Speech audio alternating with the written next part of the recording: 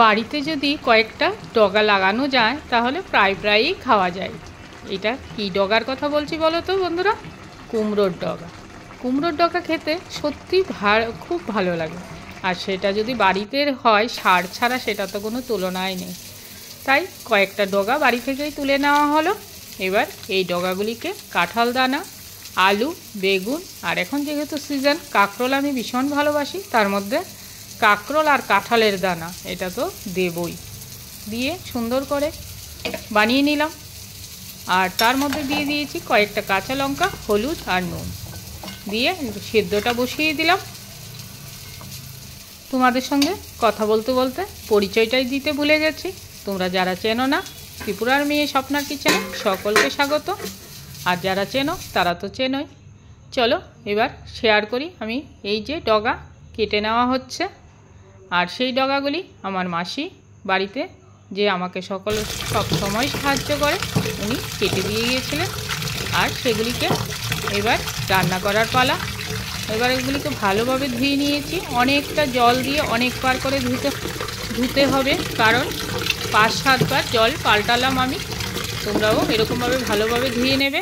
তারপর এটাকে সিদ্ধ বসিয়ে দিয়েছিলাম একদিকে, আরেকদিকে এবার ফোড়ন দেবো। দেখো এবার ফোড়নের জন্য নিয়ে নিয়েছি শুকনো লঙ্কা, আর এবার বড়ি ভেজে নেব।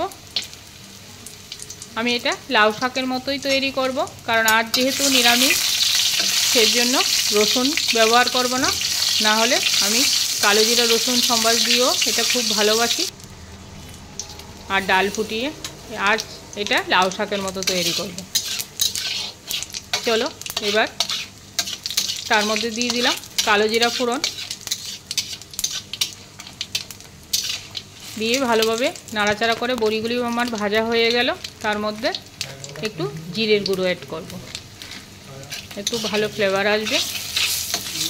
এবার সেদ্ধ করা কুমড়ো শাকটা এবার এর মধ্যে ঢেলে দেব, দিয়ে ভালোভাবে ফোটাতে থাকবো। আরও সেরকম শাক পাতা রান্না করতে সেরকম কোনো ঝামেলা নেই, কিন্তু কাটতে ধুতে এটাই একটু ঝামেলা, আর খেতেও ভালো লাগে ভীষণ। আর আমাদের শাকসবজি তো আমাদের শরীরের পক্ষে অনেকটাই উপকার, তোমরা সকলেই জানো। দেখো এরকম নাড়াচাড়া করে আর একটুও জল দিয়ে দিলাম, দিয়ে ফোটাতে থাকবো। এইভাবেই আমার রান্নাটা আস্তে আস্তে তৈরির পথে যাবে। তোমরা কে কে এরকম শাক পাতা খেতে ভালোবাসো? তার মধ্যে একটু ফলও কেটে নিলাম, দুপুরে খাওয়া দাওয়ার পরে একটু ফল লাগবে, সেটা কেটে নিয়েছি এর মধ্যে দিয়েই। এবার ফিরে আসলাম, দেখো আমার কুমড়ো শাক তৈরি হয়ে গেছে।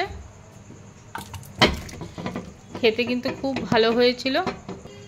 এই রেসিপিটা আমি শনিবার দিন নিরামিষের দিনে করেছিলাম, আর আজ আবার সোমবার, তাই নিরামিষের দিনে এটা পোস্ট করলাম।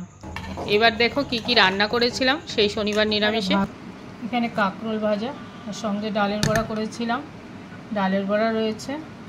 আর এখানে হয়েছে কুমড়ো শাক নিরামিষ, আর এখানে রয়েছে বড়া দিয়ে, আলু দিয়ে আর বেগুন দিয়ে একটা তরকারি, আর এখানে রয়েছে আনারসের চাটনি। এই হয়েছে আজকে শনিবারের ভেজ রান্নাবান্না।